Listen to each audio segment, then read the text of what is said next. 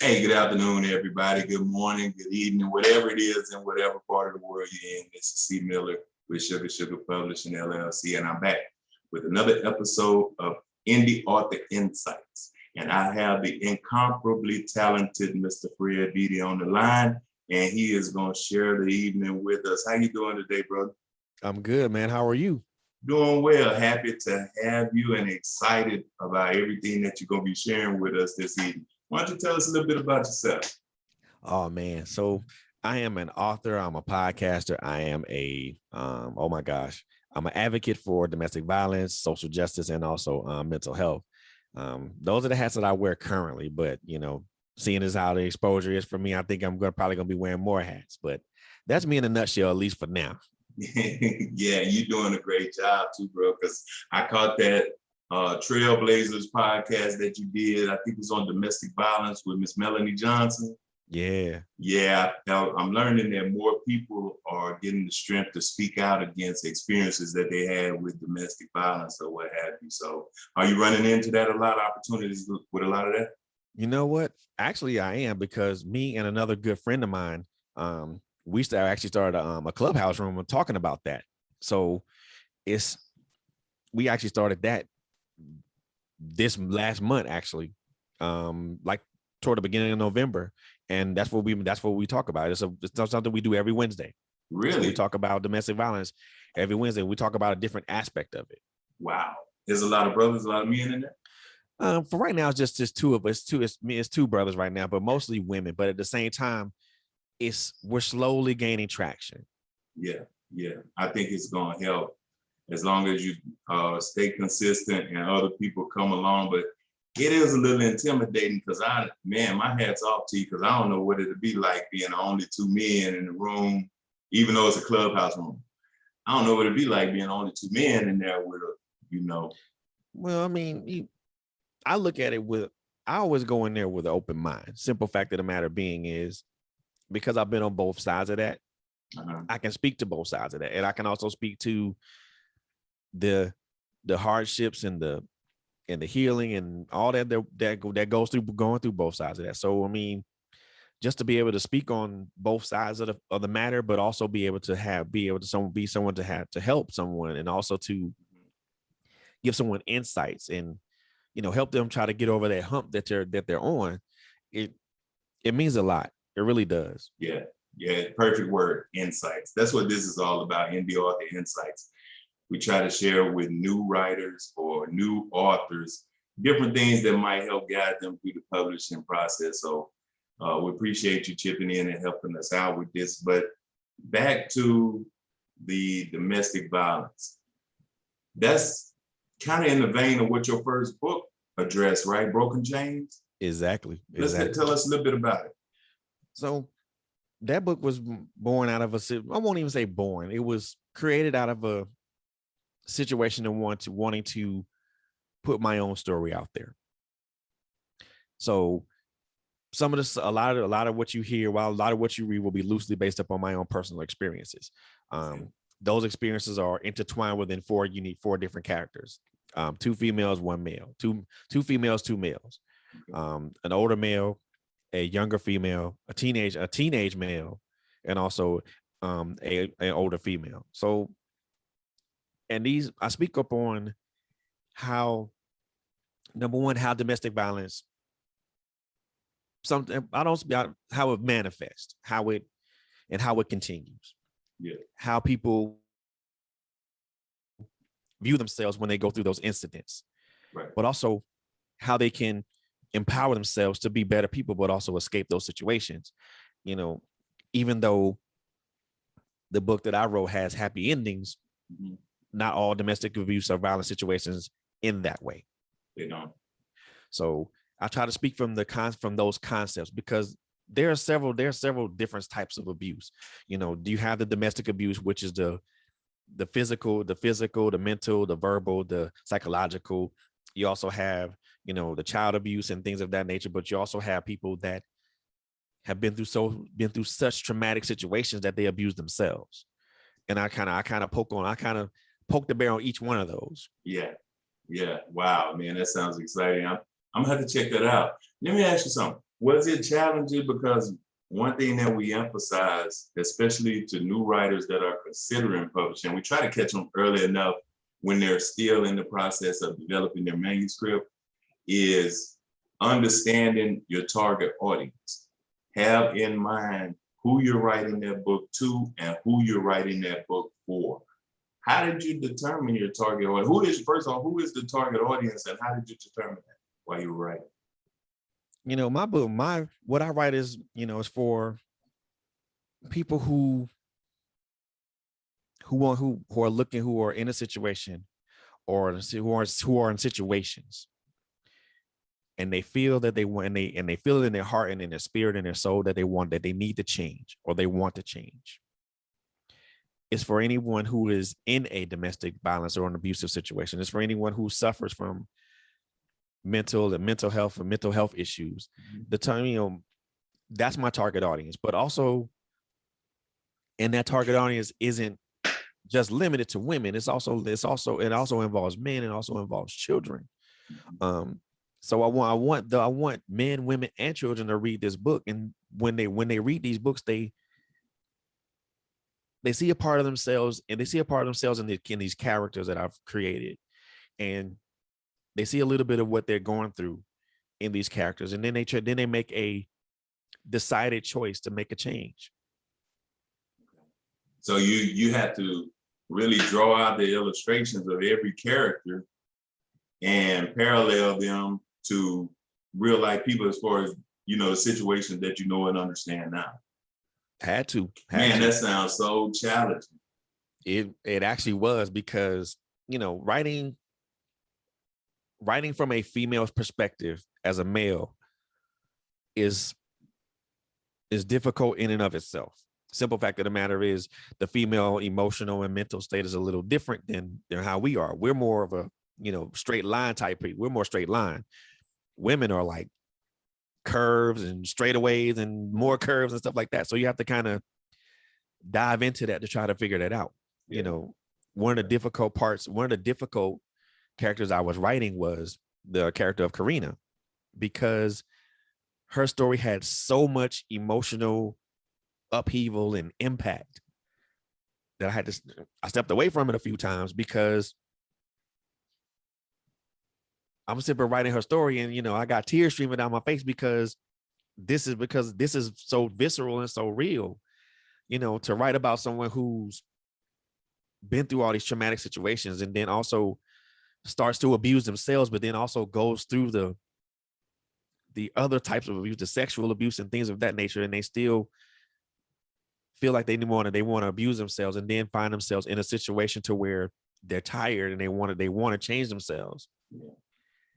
Yeah. That was real. That was pretty visceral for me, and it put me to pause, and I thought about and I wondered who else would be in that situation, who else would be going through something like that, you know. Yeah. And that was the hardest process for me as far as writing that book, because of her story. And a lot of people that come back when they review it, they always tell me that they connect with her story the most because of the emotional nature attached to it. And it doesn't have to be on one particular aspect of it, but they can relate to the emotional aspect of it. I can't even begin to fathom that type hurt.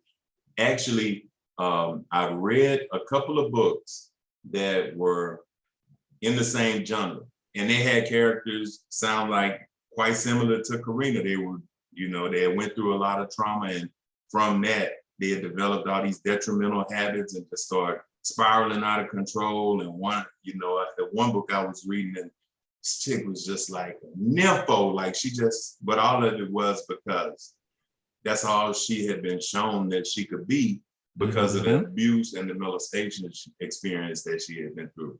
So my question to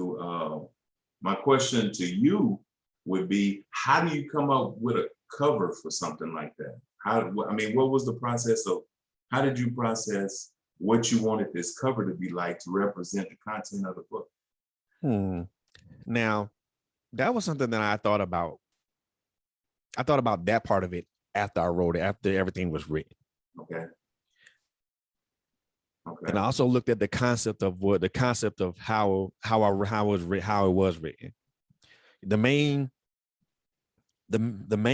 hub or hubs, I would say the main place or hub, should I say, it was a church group. And every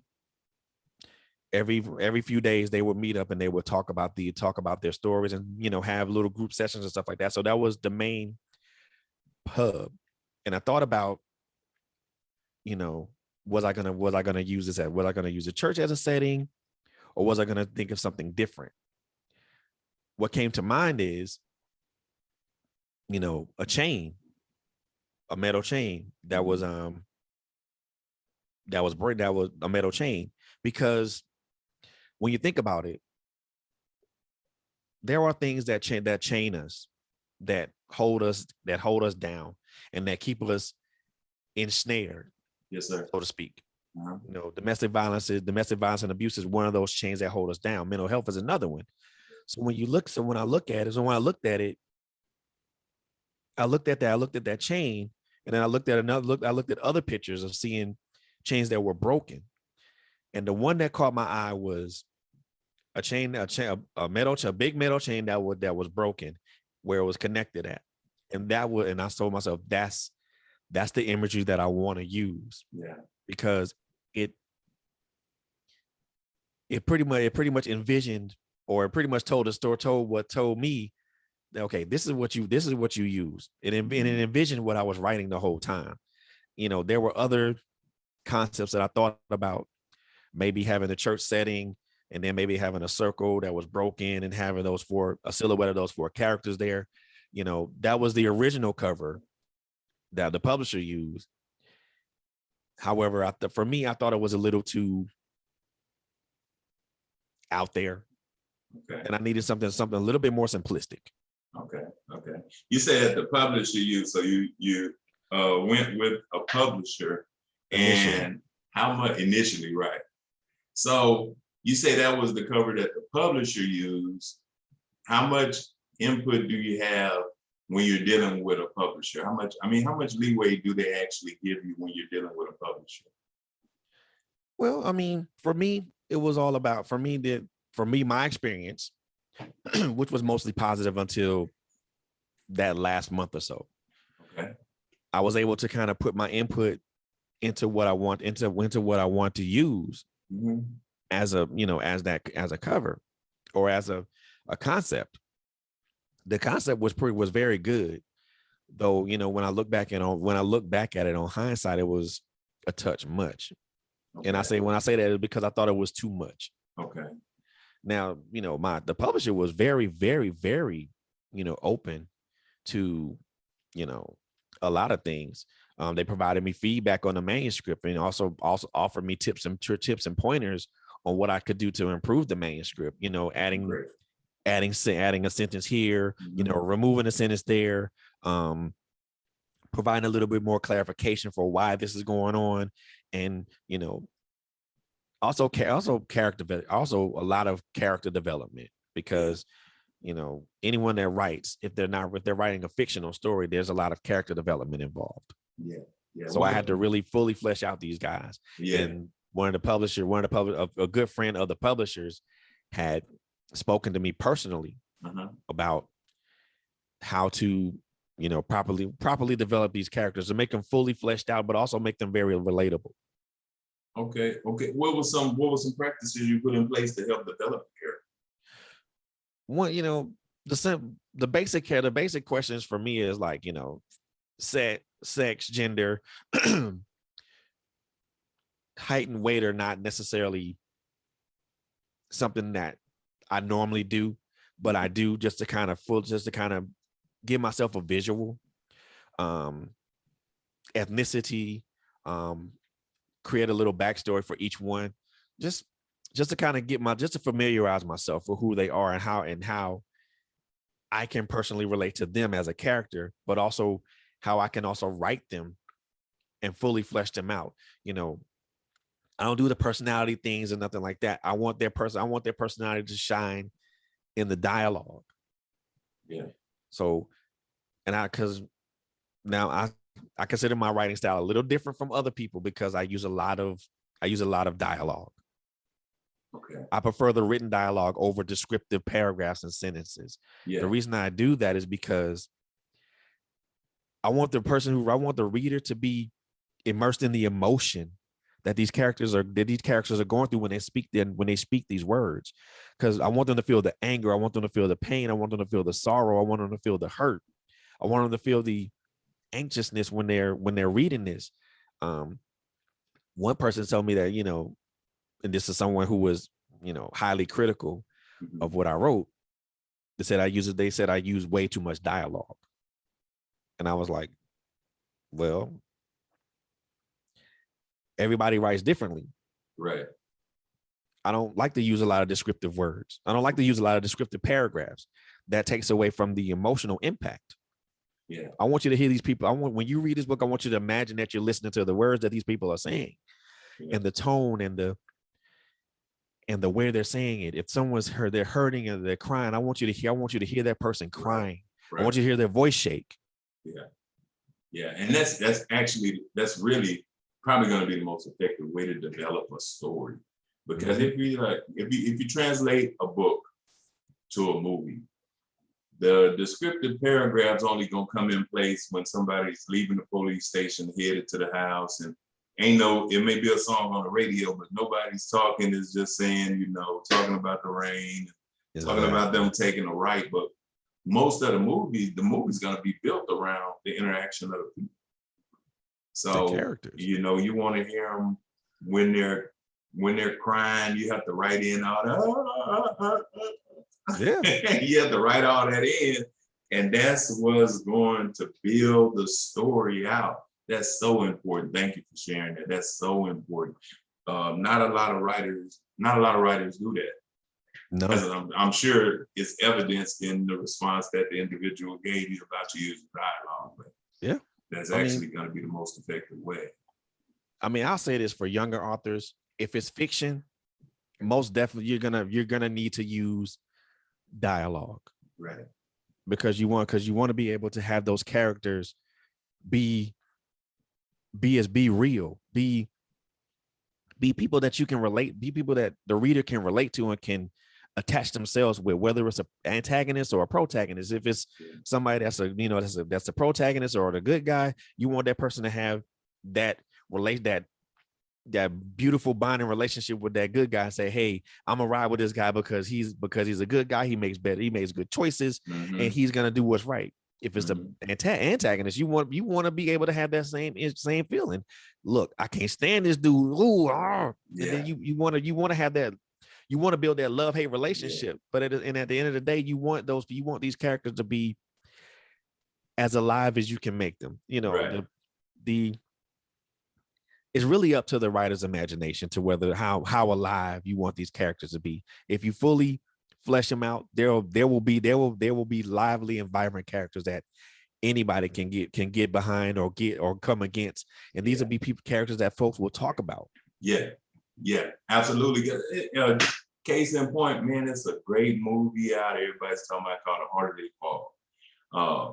The casting, whoever put that movie together, they did a phenomenal job. But the writers made you appreciate the bad guys. You really didn't want the bad guys to not do whatever they were going to do. Exactly. You fell in love with everybody in the movie, and that's because the writers put a lot of emphasis into developing their personalities and fleshing out their characters, so you fall in love with their characters. I love that. I loved it.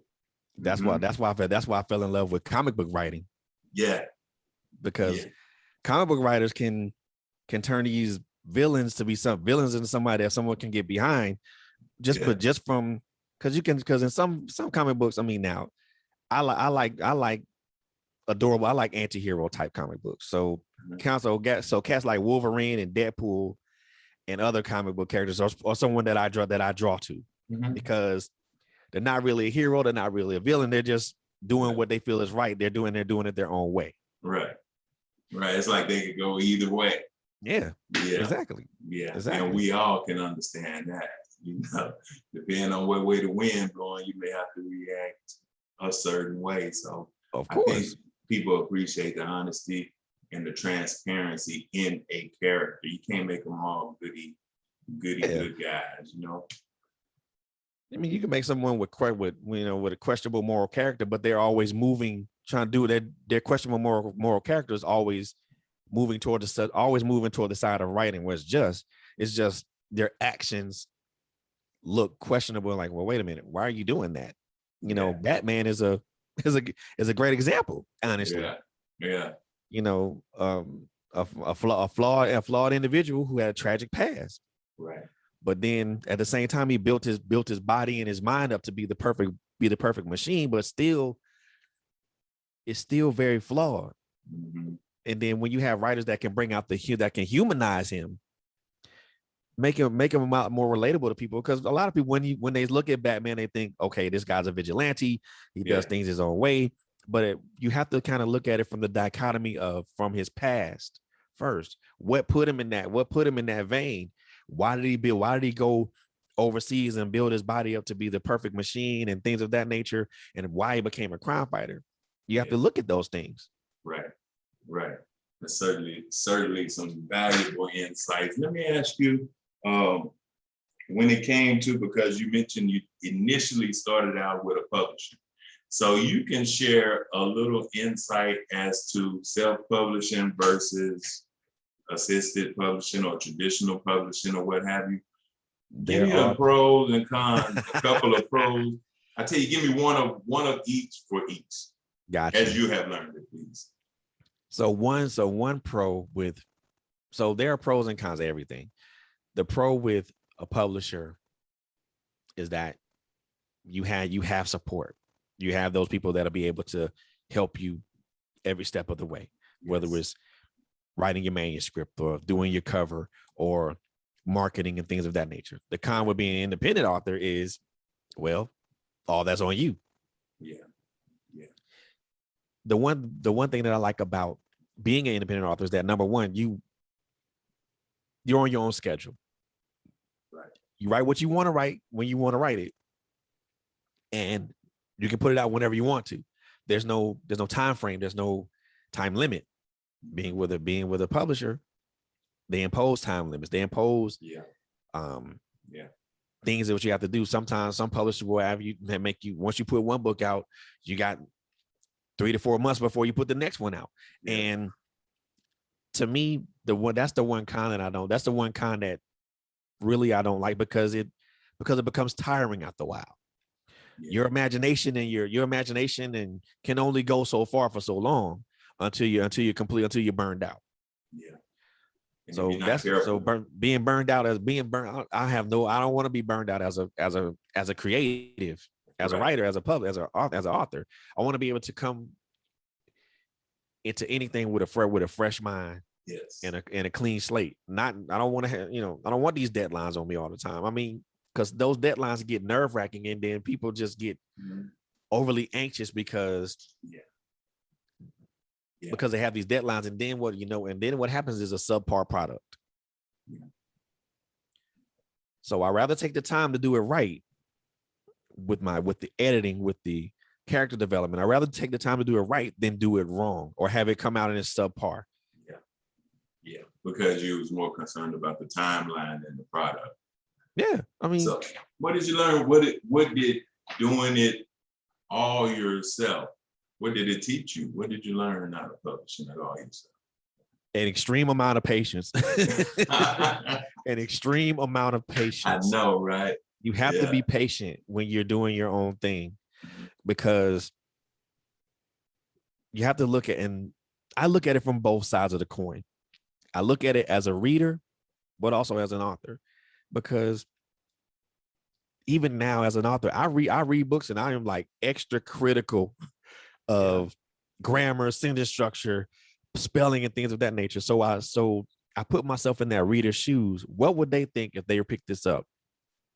If they saw something of a sentence out of place, punctuation out of place, or a misspelled word, or a word that was used in the incorrect context. So I look at it from that point. So, and I'm so much more patient now when it comes to the writing and editing now. Now it's just because when I first started, I would edit as I write, but now I just write it.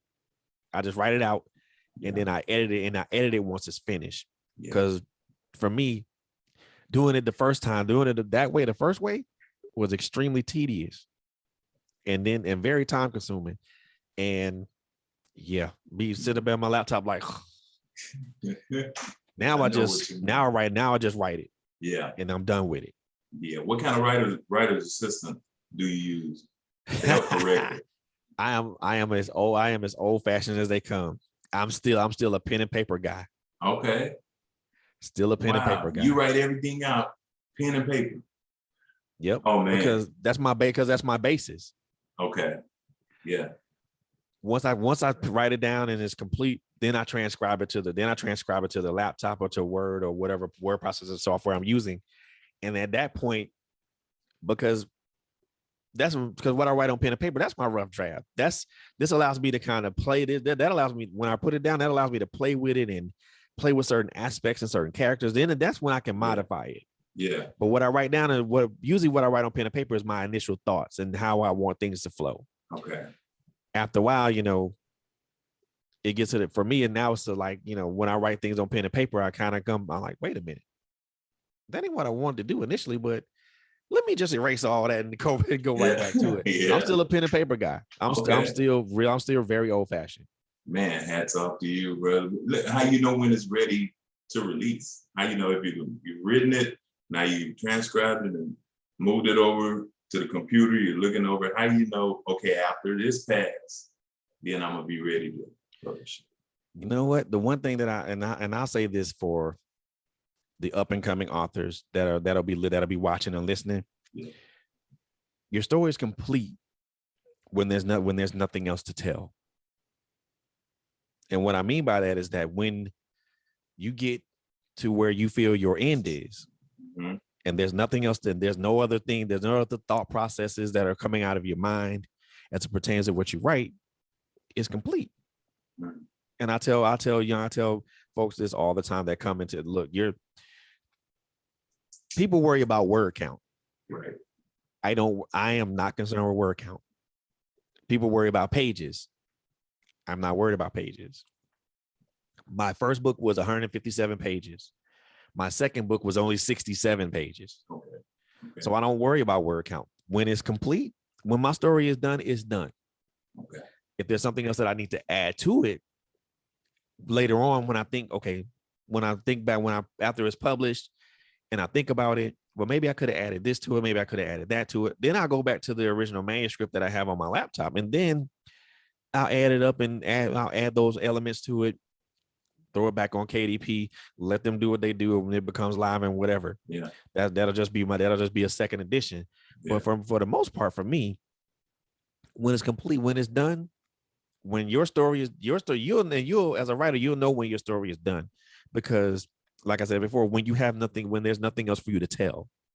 Wow. That's pretty powerful, actually. As a matter of fact, I had to pull away and write it down. So don't be surprised if you see it pop up on the Facebook page or something like that. Hey. Yeah, but I will give you credit for it, brother. Tell us, before we leave, I know you do a lot of speaking engagements. You have a lot of podcast interviews. You do a lot of book signings. Tell the listeners where they could find you, how they can get in touch with you, because even though they're listening to this video, they may want to just, reach out to you and ask you some questions personally. Oh, man. So there are several avenues that you can reach out to me by. You can reach out to me personally via email at my personal email at authorflb@gmail.com. If I'm also reachable on Facebook at Fredrick Beaty. I'm also reachable on Instagram at Mr._Beaty. If anyone's wanting to be, if you're an author, if you're a business person, if you are an independent artist, if you're an advocate, if you're a president, if you own a nonprofit, if you're a president of an organization, if you're a city council member, anybody anybody who's making an impact on your community and society as a whole, I most definitely want to hear from you guys. So you can reach out to me via email via that avenue at trailblazers trailblazersradio@gmail.com, and Trailblazers is spelled with a Z. You can also check us out on our Facebook page at Trailblazers Radio. You can also check us out on our Instagram page at Trailblazers Radio. We also have a LinkedIn page. Yeah. So those are several avenues you guys can get in contact with us with.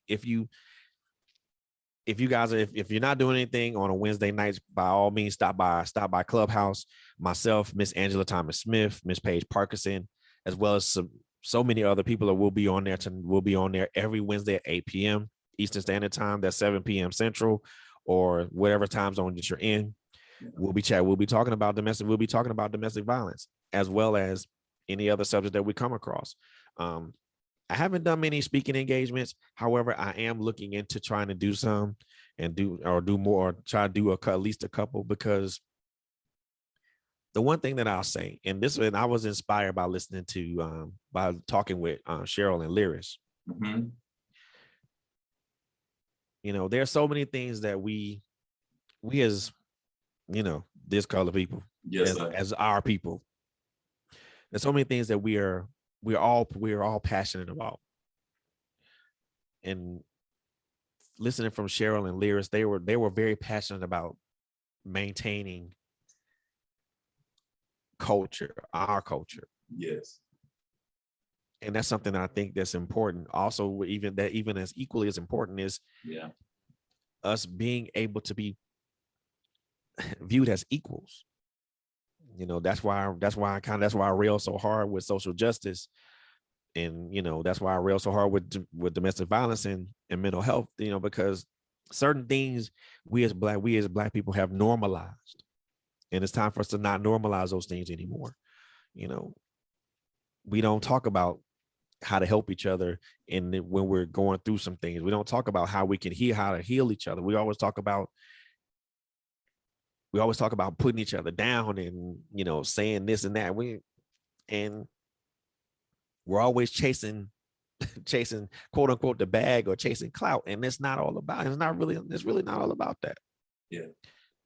It's about us coming together, making an impact for, whether it's for one person, whether it's for a community, whether it's for a city, whether it's for a state, whether it's for a county. It's all about impact. Yeah. You know, and I hope that, and the one thing that I want to impress with authors that are coming up, it's about impact. It is, you know, you have to be able, even if it's a fictional story, make sure that there's a lesson behind it. Make sure there's something that pushes people to pause and think about the lesson that you're pulling out. Even if you're just writing for fun or something like that, think about where you want to go and who you want to touch, because there are a lot of people out here that's hurting, and you can touch them with your words. Mm-hmm. Yeah, you're absolutely right. I'm glad you left that on their mind. Brother, I'm so excited about what you're doing.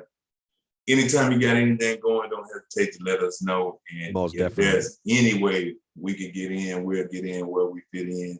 Thank you for coming out and sharing with us this afternoon. Thank all of you guys for tuning in. This has been another episode of Indie Author Insights with the Honorable Fred Beaty. Fred, thanks again. Guys, we'll see you all next time. Yes, sir.